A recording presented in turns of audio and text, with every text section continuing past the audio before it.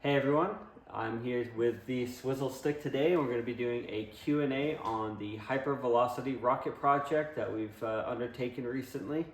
You guys have submitted a bunch of questions, so I'm going to go through them and answer them. We've got the Swizzlestick here, we've got some rocket components, and just for the sake of aesthetics, we've got the M202 hanging out with us today. So the first question we have today is from Hoax954, and he said, did you ever figure out how you're going to roll and crimp those tubes? Which he is referring to the aluminum version.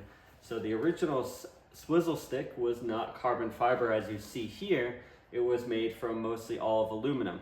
And based on NASA photos that I got, we noticed in the photos that the nose cone and the nozzle were held in with two grooves, and I was asking a bunch of questions online if people had experience making those, and one of you guys was awesome enough to make a tool for me from a pipe cutter. And what this tool does, it presses on that aluminum tube and it will hold in a nozzle. So if we do go the route of the aluminum tubes, we have the method and the tool to make it.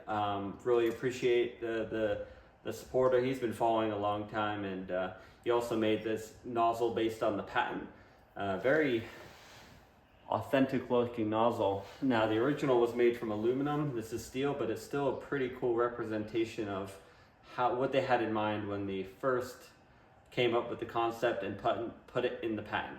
The original design in the patent was an aluminum tube that was pressed into shape or spun using metal spinning. So this is a machined version of that with the torque vanes kind of cut out and bent to shape. That I really appreciate the time and effort that went into making this kind of like little sample, and then we got this nice modified tool. We may need to adjust the angle depending on how it does on the much thinner walled tube compared to the one that he did a prototype for us on. Put that up there. Question 2 we have from Reed Baker. What has been the hardest part of this project so far? So I would say the hardest thing on this rocket so far is probably going to be the propellant. So kind of the nose cone is kind of self-explanatory. The nozzle design was fairly simple. It's two pieces. We have an aluminum shell with a phenolic insert, kind of doing burn simulations or open motor or open rocket simulations. Basically, we were able to fine-tune the nozzle angle and the throat diameter pretty well for what we need to do. But the propellant itself, it uses, because the rocket is so long and such a thin diameter, that erosive burning is going to be a huge concern with this motor. So the original, and in the patent it was specified that it used an aluminum foil inhibitor, and that it was like C-shaped, and the propellant would burn around it up until a certain point, and then it would incinerate that aluminum once it got hot enough and a long enough burn time in the motor that it would just evaporate it and then turn into a regular Bates motor. So we were gonna look at recreating that aluminum inhibitor, but we were working with a fellow researcher on X, or formerly Twitter, and he found a pretty good patent on a combustion inhibitor that would be a good replacement, a suitable replacement for that aluminum. And instead of the aluminum, obviously it was going to be a binder in carbon black with a few additives in there. And what that does, it goes over the inner surface core of the grain. And in the patent, they have data showing from the aft end to the middle to the head end of the rocket. And it gave different varying performances on where the location was. I've got my own idea of where I want to put the inhibitor down the motor, but what that does, it eases that peak pressure. So with this carbon fiber one, I'm not too worried about the tube bursting. I'm more worried about the attachment points bursting.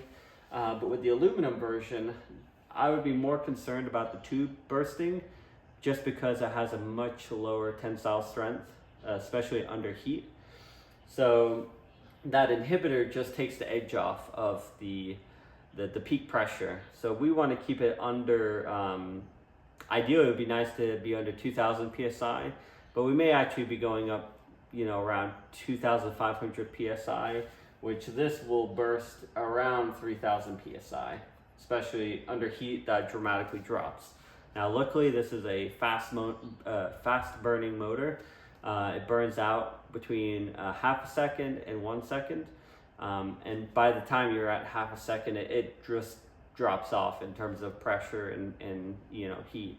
So, that first half second is the most important time. So we're gonna use that inhibitor to really dull that burn rate.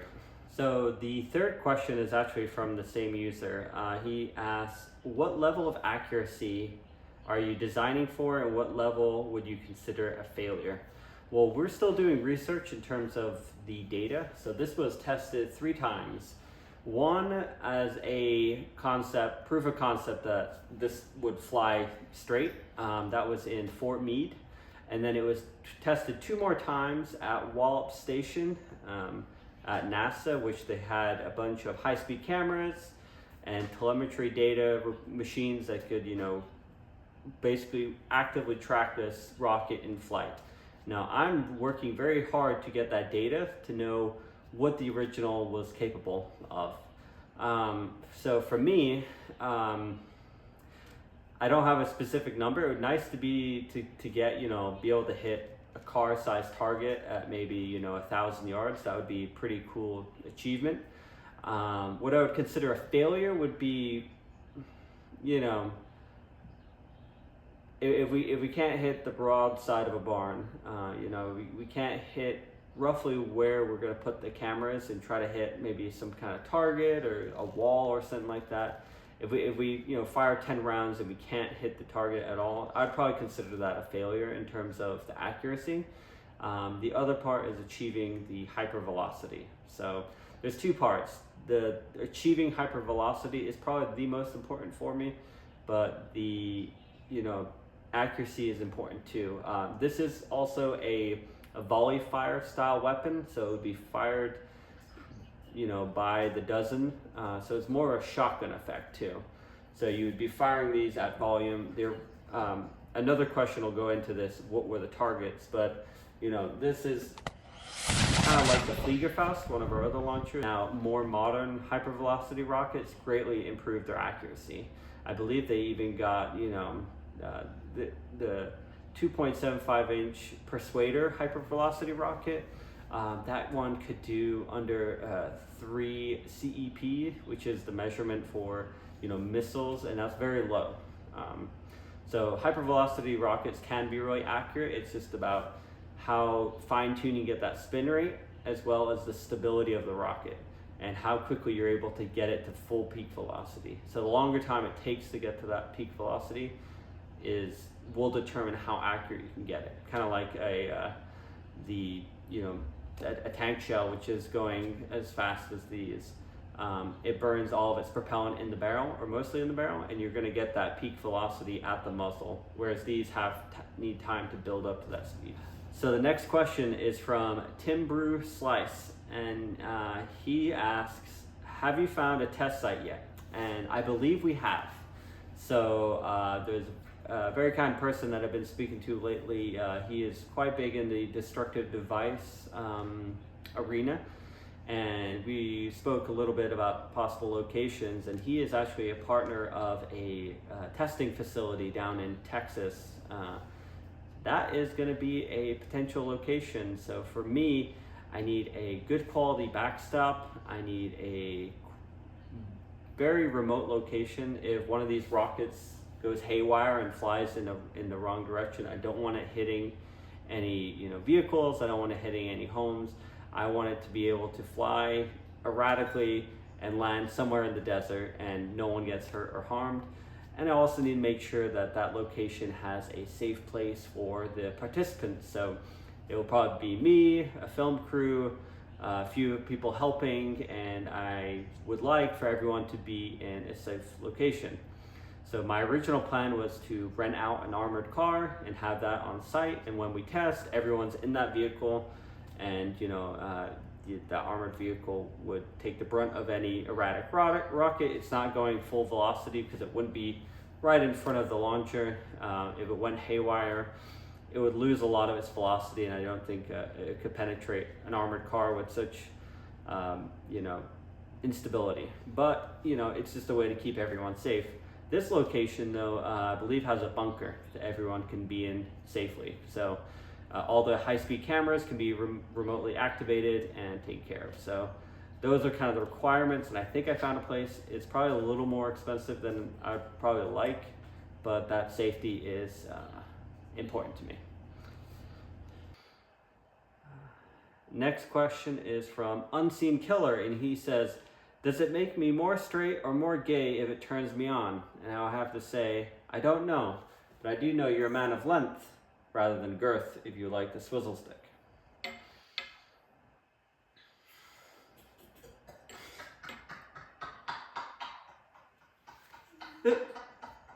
I had that as my hero. So the next question is from, I think it's Cody, that's his name.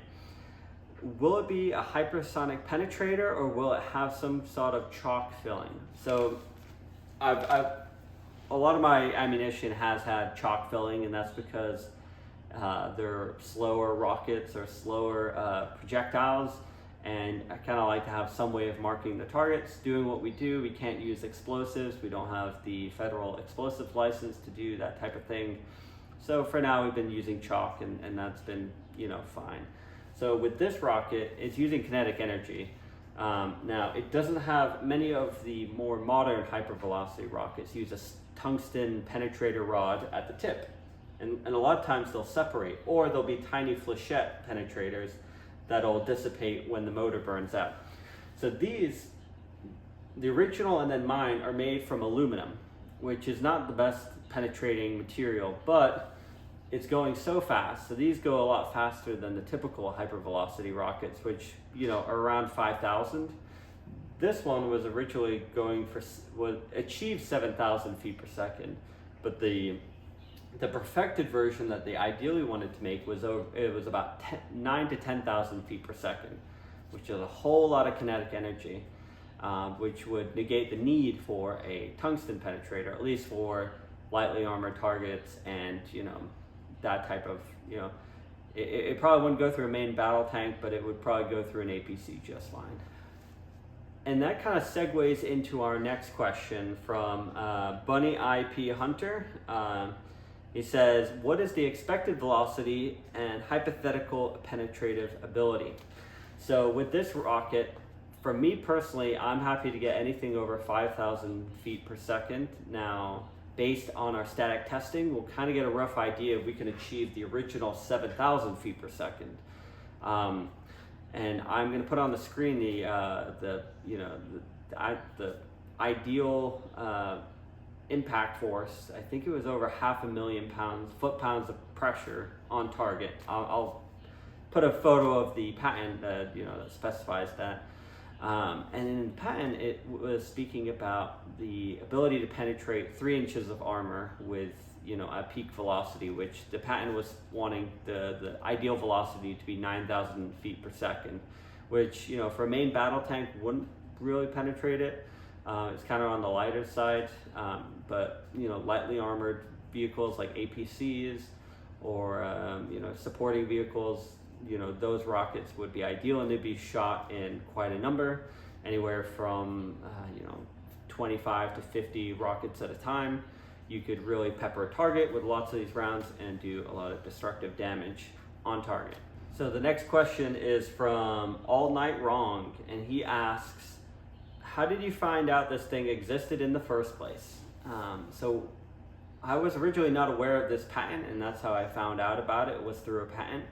But that patent was submitted to me when I was looking for information about a different rocket. And that rocket was the smokeless powder rockets that I posted a previous video about. I was basically I'd gone through all the leads that I could find, and I was asking if anyone could take a crack at it, and if someone found it, they'd get $50 or something. And someone was going through patents, and they found this weird thing, and it was not labeled quite correctly, and the author's name is not on the patent, at least on the Google version.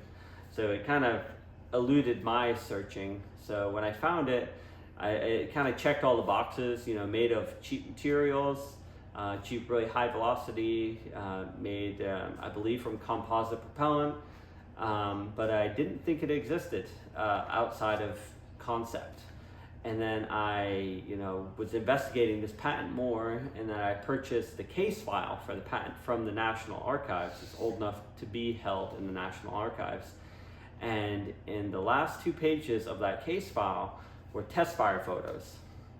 And once I realized that it was a real thing, that a rocket this long and this simple, and like very thin caliber, 1-inch diameter rocket, I knew instantly that that's what I wanted to do. I originally had gone for a much more complicated rocket, carried a much higher payload, was concerning with the propellant, and I'll bring that up, in one of the other questions that I saw. But it fit the bill. So I've got another question here from Joey Sylvia 47. He asks, how much do they weigh, and how much kinetic energy do they create? So we'll say this is the original. It was made of mostly all of aluminum and Teflon. And we have the more modernized version, which is carbon fiber, aluminum, and phenolic for the nozzle, and aluminum for the flare. So this weighs in at roughly 0.5 pounds. A little extra on change. I'll throw a photo on the exact weight. If we can achieve 7,000 feet per second, then we're looking at about 500,000 pounds of kinetic energy on target.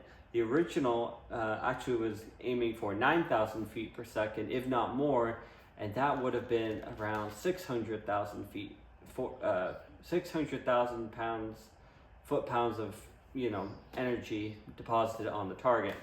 That was, it's not a dense metal like steel, but still that amount of kinetic energy would have done a lot of damage. The original was around 0.6 pounds based on the data that I've been able to collect.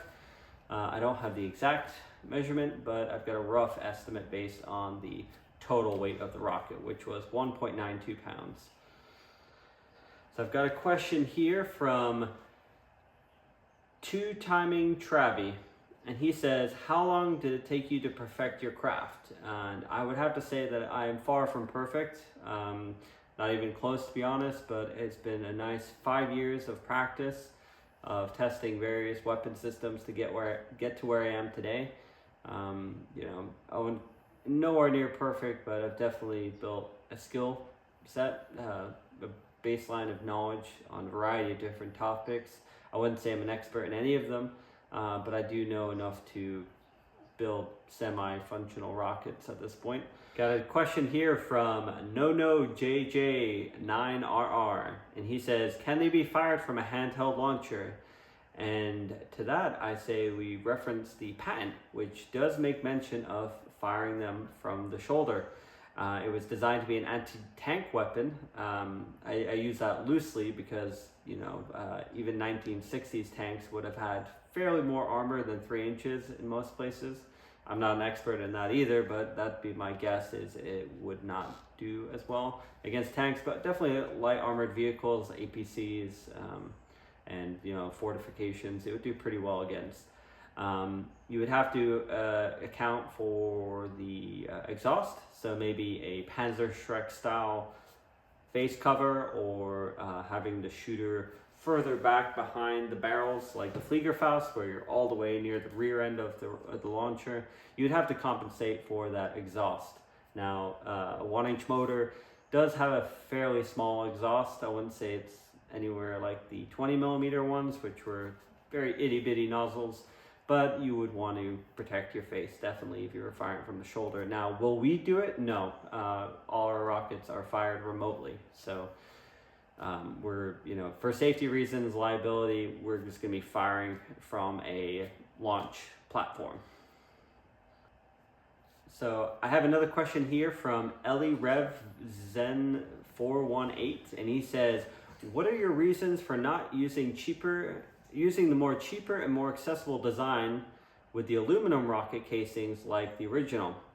And how quickly do the Swizzlesticks reach their full velocity?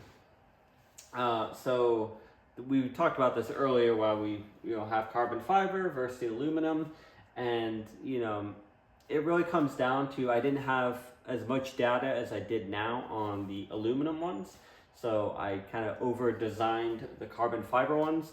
I still want to test them. My only concern with the first batch of motor cases that I have is that they're a little, they do not have the sturdiness that I was hoping that they would have.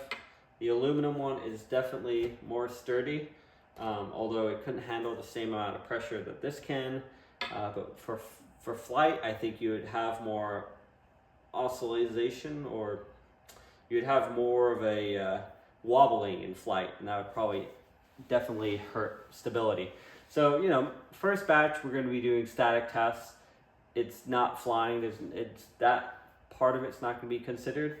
So the next batch of the carbon fiber rockets would probably have a steeper angle of the carbon fiber toe when it is being wrapped around the mandrel. So right now, I think these were around 45 to 60 degrees, depending on which layer. We would definitely want to drastically angle that. I know the patent for the spike hypervelocity rocket was 8 to 15 degrees angle. I don't know if we're going to go that steep, but you got to balance the desire to hold the pressure and the stiffness and the length of the rocket. You've got to, it's a fine balance, and it's a very thin wall. It's a 0.035 inch wall thickness, a very, very thin wall. So, it's definitely a balancing act. I've got a question from who I'm a big fan of, is Azio, who, if you don't know, they sell, RPG 7s and ammunition, grenades. They do a lot of cool stuff, so check them out. And they say, was it difficult to find a suitable rocket material that wasn't on ATF's annual explosive list? And that was a big concern with the original idea of the project. So I would plan to recreate a spike hypervelocity rocket, but the propellant, which is commonly available in terms of the ingredients, the ammonium perchlorate in it had a very fine micron size. So when you buy AP for rockets, you're going to buy between 90 micron and 200 micron. This one used under 5 micron. Now, ammonium perchlorate based propellants are exempt from explosive regulations, so I'm a big fan of that. But the sub-micron AP, or anything under 15 microns, is considered an explosive to the ATF. So if I was going to recreate the spike hypervelocity rocket, I would probably need to have the FEL, the license holder, make the propellant for me. And that would definitely limit my ability to do static testing. It would limit my ability to, store the rockets myself. So with the Swizzlestick design, that actually predates a lot of the rocket manufacturers in the 1970s using ultra fine AP and ultra high rate burn motors. So this used very rudimentary propellant from the 1960s. It's using its features of a very high length to diameter ratio to achieve the velocity that we want to, as well as being a very light projectile. So it doesn't have the highest thrust output, it doesn't have the quickest burn rate, but it has just enough to reach a very solid velocity, and the effective range would be anywhere from 300 feet to 7,000 feet, depending on, that's the estimate that they gave of a useful projectile. Now, you may not have 3 inches of penetration at 300 feet, but you'd have a fairly, it'd do a bit of damage. But obviously, the more you go to burnout, the better it's going to do. I've got a question here from GK the Great 5124, and he says, what is it designed to fight? So originally the patent calls for a ground-based anti-aircraft weapon system, kind of like the Fliegerfaust or the its big brother, the HS-297, which is a volley-fire rocket system designed for low-flying aircraft. So that's what the patent specifies, as well as the anti-tank handheld version. I don't have any photos of that yet. Still looking for any kind of documentation for that. But the packet that I received from a museum actually had more information on the air-to-air version of this rocket, and they wanted to even make a smaller version, which was a 3/4 inch Swizzlestick. So instead of 4 feet long, it was about, I think, 37 inches long and a 3/4 inch diameter rocket. 7,000 feet per second. That was in the concept phase, but it was designed to be very lightweight for aircraft for close quarters engagement. The benefit would be that you have no dead weight from the gun.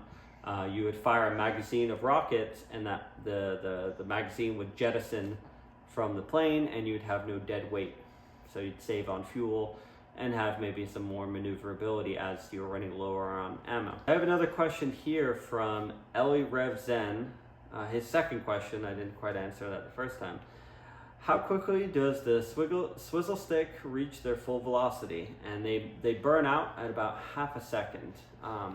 They kind of tail off to about a full second, but during that tail off, the thrust output dramatically decreases. So I wouldn't really, technically it's still burning longer, but the first half second is when you're going to get the full velocity of this rocket. Regarding how many feet it takes, I'll put the graph on the patent that says how much range is expected over the burn time. So I don't know that offhand, but I will show that in the patent. I got a question here from Matthew Gwynn, and he says, please shoot it at a watermelon for my autism. We will do our best to try and find interesting targets, especially if I'm hoping to work with high-speed ballistics on a collaboration. Maybe we can get some of the very high-speed cameras.